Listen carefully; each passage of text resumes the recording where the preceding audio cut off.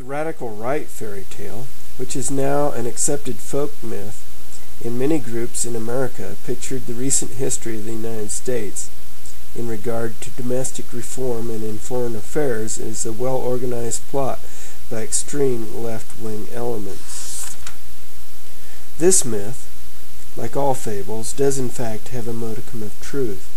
There does exist, and has existed for a generation, an international Anglophile network that operates to some extent in the way that the radical right believes the communists act.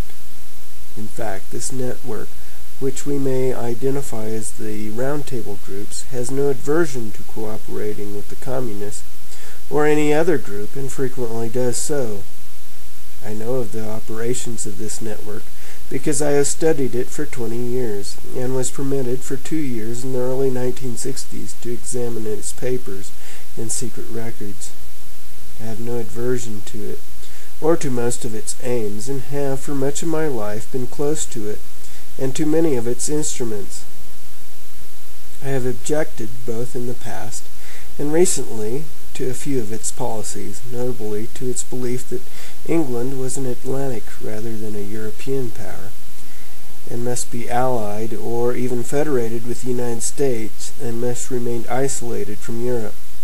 But in general, my chief difference of opinion is that it wishes to remain unknown, and I believe its role in history is significant enough to be known.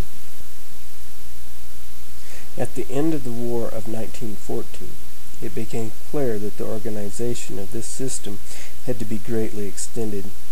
Once again, the task was entrusted to Lionel Curtis, who established in England in each dominion a front organization to the existing local roundtable group. This front organization, called the Royal Institute of International Affairs, had as its nucleus in each area the existing submerged roundtable group.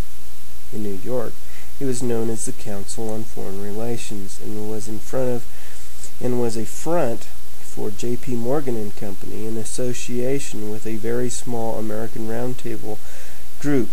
The American organizers were dominated by the large number of Morgan experts, including Lamont and Beer, who had gone to the Paris Peace Conference, and there became close friends with the similar group of English experts, which had been recruited by the Milner Group.